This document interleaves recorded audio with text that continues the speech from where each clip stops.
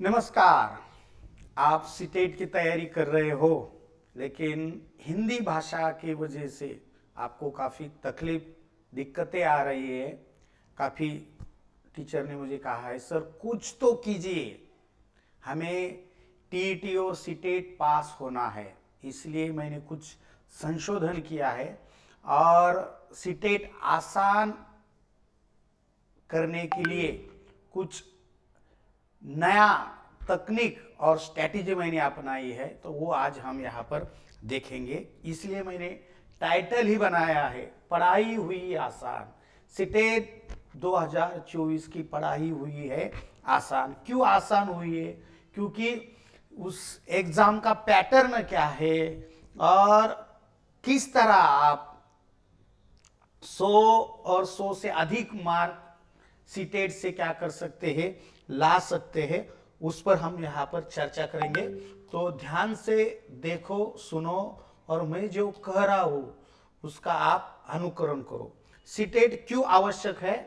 आंगनवाड़ी से कक्षा 12वीं तक कंपलसरी है और आपको सीनियर पोस्ट पर जाना है तो उसी के लिए भी सीटेट या टीईटी आपको क्या है, कंपलसरी है।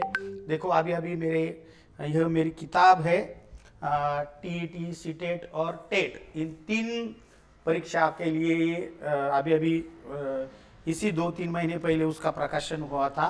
हमारे जो शिक्षण मंत्री है दीपक जी केसरकर, उनके हाथों से मंत्रालय में, इसलिए काफ़ी चीज़ें आसान हुई है। वो किस तरह आसान हुई है वो हम मराठी में देखेंगे, क्योंकि आपको भी समझने में आसानी होगी। और हमारा कोई उद्देश्य नहीं है कि कुछ दिखाना, मैं अच्छा हिंदी बोलता हूँ, आप हिंदी समझ सकते हैं। हमारा मतलब यही है कि भाई हमें सीटेट पास होना है, क्योंकि 20 जनवरी को आपकी परीक्षा है और आज है 14 दिसंबर। 35 दिन है आपके पास, कम से कम कितने दिन है? 35 दिन। 35 दिन में भी आप अच्छी ढंग से क्या कर सकते हैं, सीटेट की तैयारी कर सकते हैं, लेकिन स्ट्रैटेजी अच्छी होनी चाहिए। और मैंने जो संशोधन किया है, मैंने जो ट्रिक्स लगाई है, वो यदि आपने उसका सही इस्तेमाल किया तो शायद आपको सीटेट परीक्षा में 100 में से भी ज़्यादा अंक आपको मिल जाएंगे। चला तर मग आता आपण मराठीतून बघूया। पेपर क्रमांक 1 इयत्ता 1 ते 5वी साठी टीईटी असेल किंवा सीटीटी असेल, यांचा सिलेबस सारखाच आहे। तर बारकाईने जर आपण त्यामध्ये बघितलं तर बालमानसशास्त्राला 30 प्रश्न 30 अंक असतात, त्याच्यामध्ये अध्यापन शास्त्राला 15 मार्क असतात। नोट डाऊन करून ठेवा बरं का मी काय बोलतोय। बऱ्याच जणांना कळत नाही, वर्षानुवर्ष परीक्षा देत राहतात। मी म्हणतोय अध्यापन शास्त्र, बालमानसशास्त्रामध्ये सुद्धा अध्यापन शास्त्राचे 8 असे घटक आहे की ते सातत्याने दरवर्षी रिपीट होतात। काय बोलतोय मी? बालमानसशास्त्रात 2 भाग आहे, बालकाचा विकास आणि त्याच्या अवस्था आणि त्याच्यामध्ये केलेले शास्त्रज्ञ आणि कार्य, हा भाग वेगळा आहे। 7-8 प्रकरण त्याचे, आणि 8 प्रकरण हे अध्यापन शास्त्राशी निगडित आहे। ते प्रकरण तुम्हाला या ठिकाणी फोकसमध्ये ठेवायचे। त्यानंतर इंग्रजी कॅन्सल करून तुम्हाला मराठी निवडायची। पहा का म्हणतोय मी, सीटेट अवघड सोपी आहे टीईटी पेक्षा। इंग्लिश कॅन्सल करायची, मराठी घ्यायची। इथं 30 प्रश्नापैकी 15 मार्क तुमच्या अध्यापन शास्त्राला आहे। ह्या 30 पैकी 15 मार्क लक्षात ठेवा। त्याच्यानंतर भाषा द्वितीय तुम्हाला आता हिंदी निवडायची आहे आणि निवडलेली आहे बऱ्याच जणांनी, मी बऱ्याच दिवसाचं सांगतोय। त्याला सुद्धा अध्यापन शास्त्राला 15 मार्क आहे। गणिताला सुद्धा इथं गणिताचं ऍक्च्युअल 15 मार्काला तुम्हाला अंकगणित, बीजगणित आणि भूमिती, आणि 15 मार्काला तुम्हाला या ठिकाणी त्याचं अध्यापन शास्त्र आहे। आणि पर्यावरणामध्ये सुद्धा इतिहास, भूगोल, विज्ञान 15 मार्काला आणि 15 मार्काला अध्यापन शास्त्र आहे। म्हणजे सरळ सरळ ह्या 150 अंक म्हणजे मार्कापैकी 75 मार्क तुम्हाला अध्यापन शास्त्राला आहे। आणि मला हे तर माहिती होतं म्हणा आम्हाला, नवीन काय। आणि याचे बांधवांनो इकडचे हे सहज वाचल्या क्षणी ह्या 30 पैकी याचे 15 मार्क, याचे मराठी गद्य आणि पद्य याचे 15 मार्क व्याकरणचे, आणि हिंदी मराठी गद्य पद्य आणि व्याकरणचे 15 मार्क, म्हणजे 15 1 15 15 2 30 15 3 45। म्हणजे 75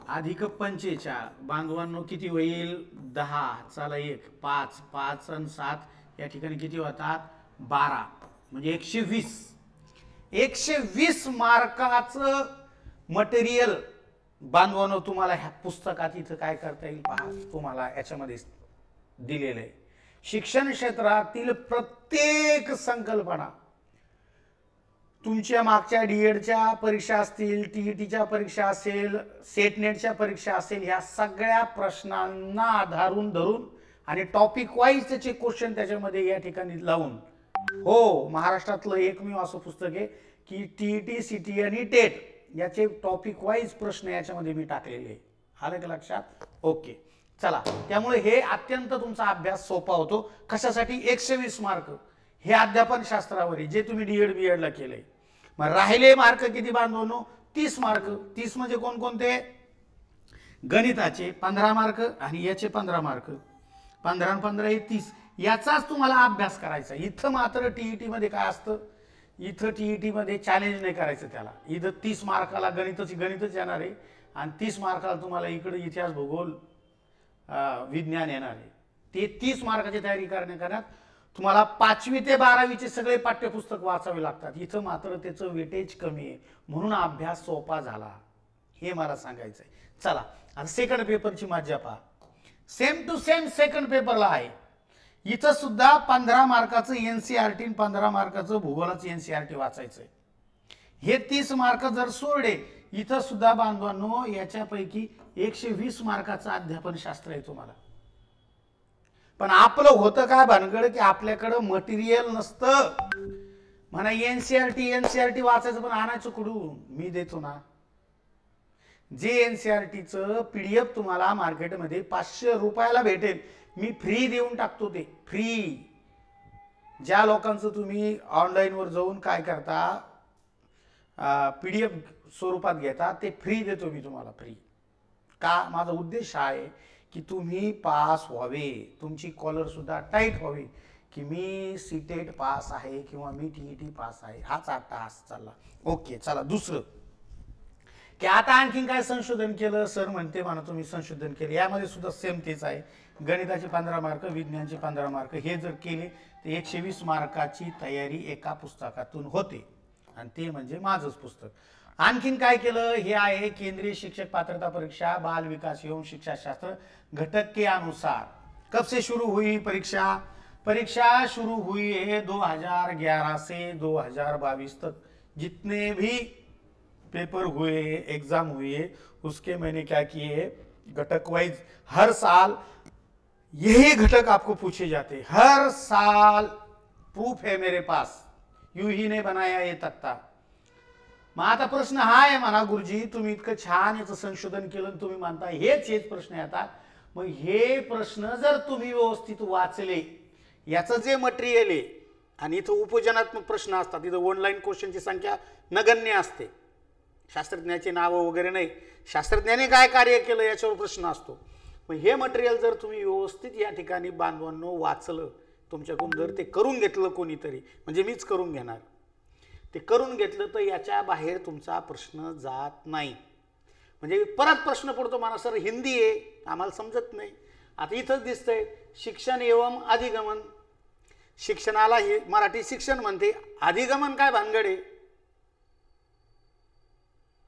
अधिगमन म्हणजे काय करणे अर्जन करणे ग्रहण करणे म्हणजे आपलं मराठीचं एक प्रकरण आहे बा अध्ययन आणि अध्यापन बस तेच प्रकरण हे इकडं म्हणजे हा तुम्हाला कळतं अध्ययन म्हणजे काय ना अध्यापन म्हणजे काय आणि तिथं विद्यार्थी आणि शिक्षकाचं काय रिलेशन आहे हे ते 25 प्रश्नावरती विचारले गेलेले आहे मग तुमच्या अरिस्टॉटल पासून तर आत्ताच्या वॅटसन पर्यंतचं झालेलं सगळं संशोधन अध्ययन विषय ह्या चॅप्टरमध्ये टाकलेलं आहे आणि हे ज्यावेळेस तुम्ही तुमच्या मातृभाषेतून ऐकताना तुमचा कॉन्फिडन्स वाढतो इतकं सोपं आहे काय मग आता परत प्रश्न पडतो की सर मग आता याला हिंदीत काय म्हणतात मग त्याच्यासाठी मी अशी एक नोट्स तयार केली आहे की जी ही मराठीत पण आहे आणि हिंदीत पण आहे हो इकडं मराठीत वाचायचं आणि इकडे हिंदी वाचायचं इकडे हिंदी वाचायचं इकडे मराठी वाचायचं हे काम महाराष्ट्रात नाही भारतात कोणी केलेलं नाही हो याचा मला अभिमान आहे काय केली जादू बघा जादू ही केलेली आहे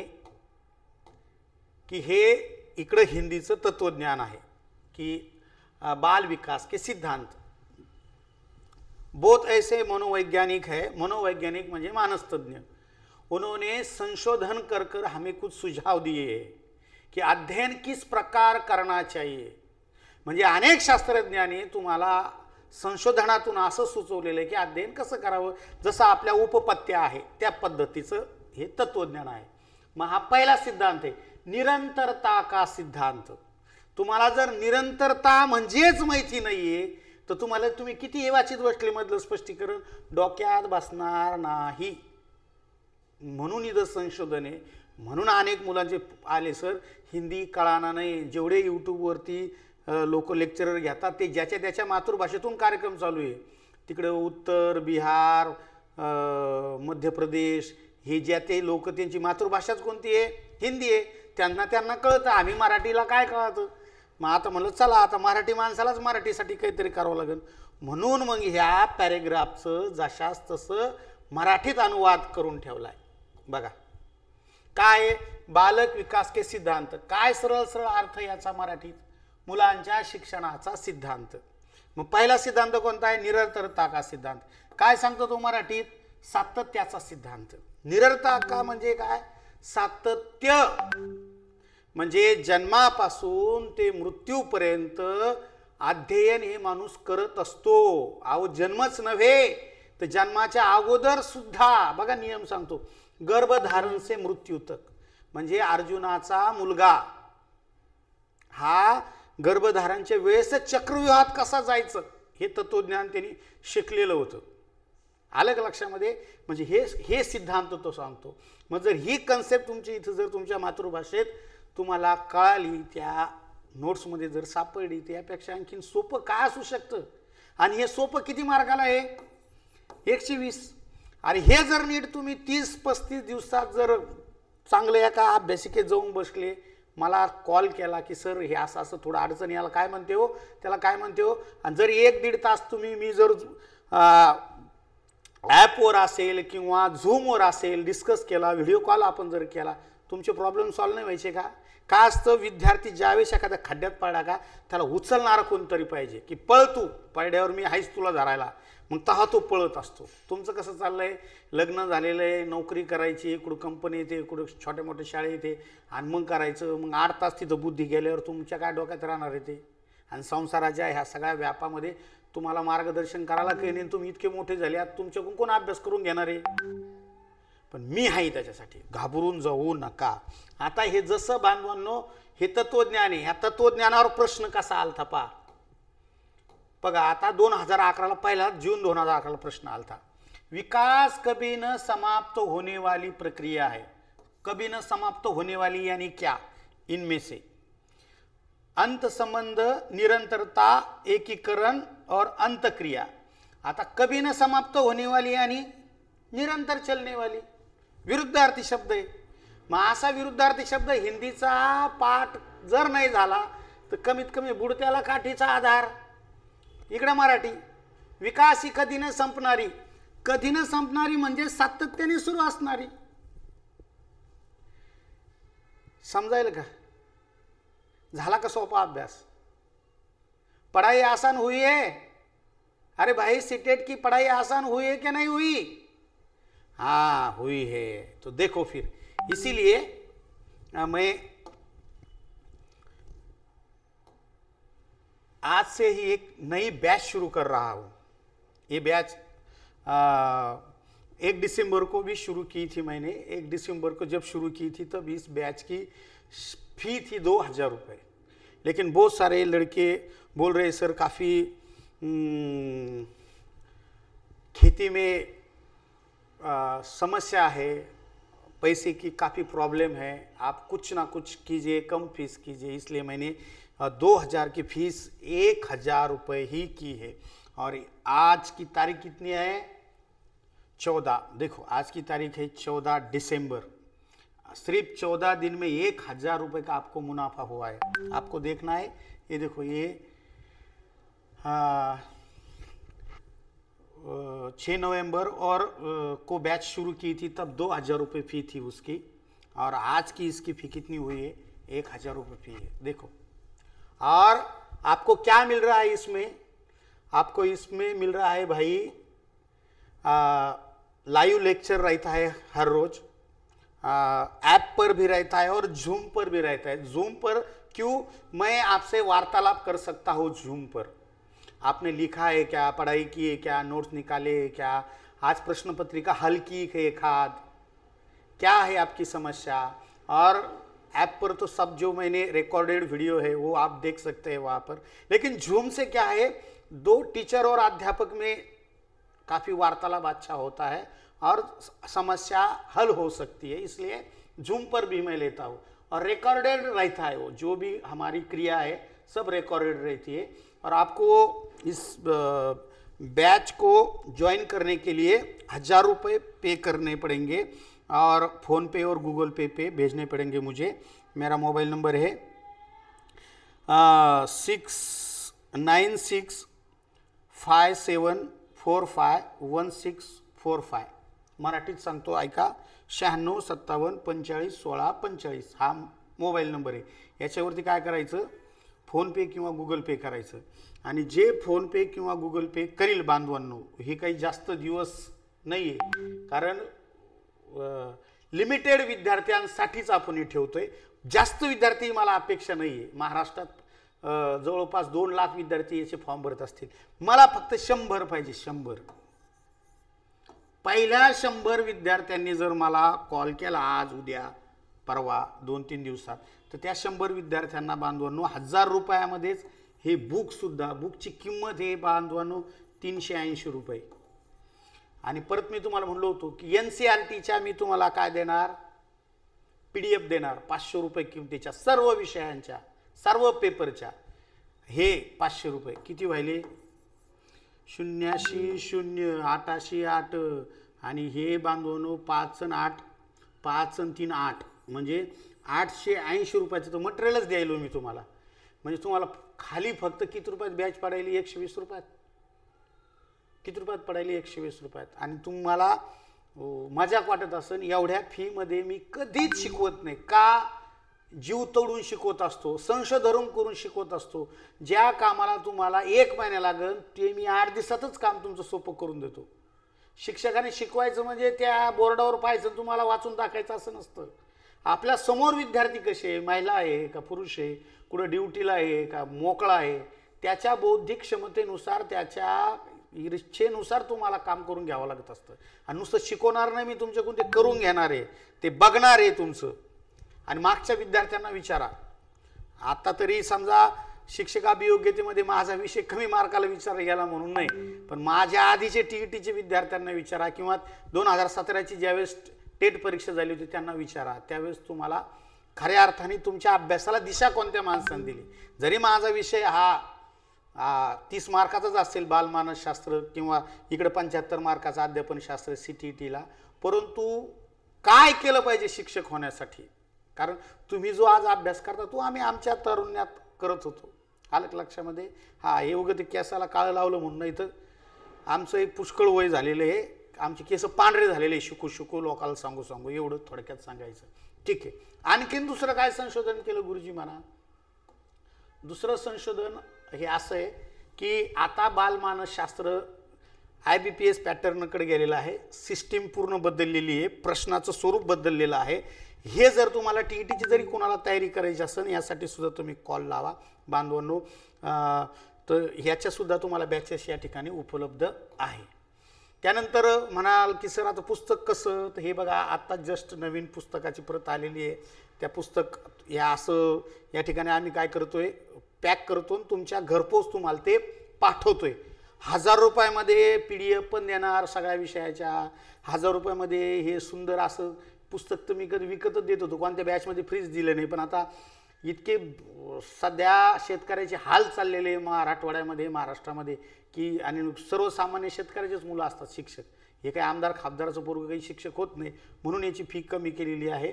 त्याच्यानंतर बघा, हे नवीन आलेलं हे पुस्तक तुमच्या घरपोच तुम्हाला भेटून जाईल। किती रुपयामध्ये?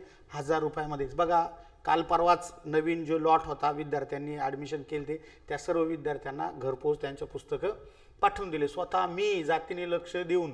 नंतर पहा आता सर मराठी विषय मराठीचं मटेरियल भेटत नाही. 2012 पासून मराठी हा विषय काय केला जातो बांधवांनो CTETला शिकवला जातो. मग ह्या मराठी विषयाचं तुम्ही जर बघितलं 2012 ते 2022 ह्या सगळं प्रश्नपत्रिकेतले सेम टॉपिक आहे.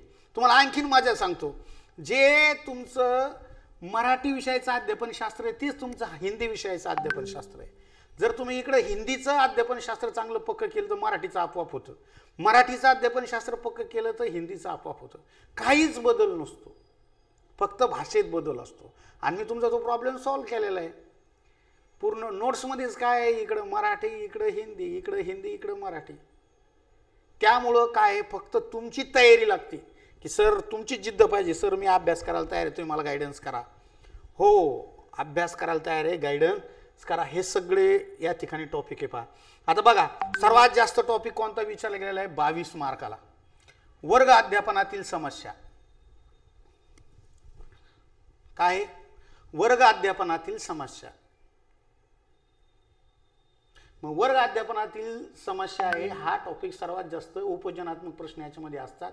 तर हा टॉपिक जर व्यवस्थित तुम्ही केला की प्राथमिक वर्गाच्या माध्यमिक वर्गाच्या मराठी विषयाच्या हिंदी विषयाच्या गणित विषयाच्या काय समस्या असतात शिक्षक म्हणून तुम्ही ते कसं सॉल्व्ह केलं पाहिजे हे केलं की तुम्हाला हे सहज याचे प्रश्नाचे उत्तर देता येतात. बरं आता काही ऑनलाईन नाही आता ऑफलाईन पेपर आहे. आपले येडे TET वाले परीक्षा बावचळे केंद्राने ऑफलाईन घ्यायला गेले आणि आपलं राज्य ऑनलाईन घ्यायला लागले. हे लय हुशार जास्त काय महाराष्ट्रातले. चला तो विषय वेगळा त्याच्यावर नंतर बोलून मी. अशा पद्धतीने हे प्रत्येक विषयाचं असणार आहे. हे काय आहे इथं हिंदी बघा कक्षा कक्ष की समस्या. तिकडे जे होतं का बांधवांनो तेच इकडं 11 मार्काला इकडे विचारलंय. तिकडे होतं का वर्ग अध्यापनातील समस्या तेच प्रकरण इकडं. भाषिक कौशल्य तिकडे असेल का नसेल मराठीत श्रवण भाषण लेखन वाचन. इकडे हिंदीत भाषिक कौशल्य श्रवण भाषण लेखन वाचनच असणार आहे. काय बदल काय होणार आहे. त्यानंतर इकडे पहा गणित. गणितामध्ये सुद्धा असणार का नाही शिक्षण की समस्या आहे की नाही प्रकरण तिकडे होतं का नाही. तेच प्रकरण इकडे 34 मार्काला विचारलंय. पहा असं वेटेज कमी जास्त होतं. शिक्षक शिक्षण समस्या कितने अंक के लिए 34. त्या हे तुम्हाला सगळं मटेरियल मी काय करणार दोन्ही भाषेत देणार मराठी आणि हिंदी दोन्ही भाषेत. पर्यावरण शास्त्र इकडे आहे का समस्या हा देखो समस्या 14 अंक केली वही प्रकरण इधर आहे. म्हणजे याच्यातले जवळपास 4 ते 5 प्रकरण आहेत दोन्हीकडे रिपीट असतात. रिपीट तिथं काय आता विज्ञानामध्ये समस्या असतात का नाही हे देखो. सहाय्यक सामग्री म्हणजे शैक्षणिक साहित्य समस्या विज्ञान की समस्या 10 क्वेश्चन आहे. म्हणजे थोडक्यात जेवढे काही हे संशोधन आहे हे कोणी नाही केलं युट्यूबवर बघा. तेच घटक शिक्षाशास्त्र हे कशाचं आहे सामाजिक शास्त्र इतिहास भूगोल यहाँ पर भी होगी कुछ समस्या है. देखो शिक्षण की समस्या 21 प्रश्न. असे ठराविक काही प्रकरण आहे की ती पुन्हा पुन्हा विचारले गेलेले याला म्हणतात संशोधन. तुम्हाला जर द विनर स्टडी सेंटरवर विजय सुराशेवर जर भरोसा असेल तर नक्कीच तुम्ही कॉल करा. तुम्हाला मार्गदर्शन करण्याचं आणि तुम्हाला तुमची परीक्षा पास करून देण्याची जबाबदारी माझी. फक्त मी सांगन त्या पद्धतीने अभ्यास करायचा आणि बघूच आपण की ह्यावेळेस कसं तुम्हाला काय भेटत नाही बांधवांनो यश मिळत नाही. नक्कीच तुम्ही आवर्जून कॉल करा आणि तुमचा नंबर पहिल्या 100 मध्ये येण्यासाठी प्रयत्न करा. आलं लक्षात. आज 14 तारीख आहे आणि बॅच सुरू आहे ऑलरेडी. तुम्हाला ते मागचे सगळे रेकॉर्डेड व्हिडिओही भेटून जातील बांधवांनो आणि सर्व तयारी भेटेल सर्व मटेरियल भेटेल फक्त पहिल्या 100 विद्यार्थ्यांसाठी. पहिले 100 3 दिवस आहे तुमच्याकडे आज उद्या आणि परवा. आलं लक्षामध्ये. आज उद्या परवा या 3 दिवसात मला कॉल करा. 100 रुपये आपलं 1000 रुपये म्हणजे लई मोठी गोष्ट नाहीये. 1000 रुपयामध्ये तुम्ही जर आज नाश्त्याला गेले नवरा बायको दोघं जण तर 1000 पेक्षा जास्त पैसे लागतात. तुमच्या एखाद्या मैत्रिणीला घेऊन गेले कुठं गार्डनला वगैरे 1000पेक्षा जास्त पैसे लागतात. तर तुमच्या घराचं तुमचं स्वतःचं स्वाभिमान टिकून राहण्यासाठी, कॉलर टाईट राहण्यासाठी, मीही सीटीईटी टीईटी पास आहे, यासाठी 1000 रुपये खर्च करण्याला मोठी गोष्ट नाहीये. हेच जर PSI STI असतं तर पोर एवढे टेस्ट सिरीज लावते राव 1000 रुपयाची टेस्ट सिरीज. आणि ही परीक्षा त्या तुमच्या PSI STI इतक्याच अवघड आहे. असं नाही की हे सोपं आहे ते अवघड आहे. 2% रिझल्ट आहे फक्त दरवर्षी या परीक्षेचा.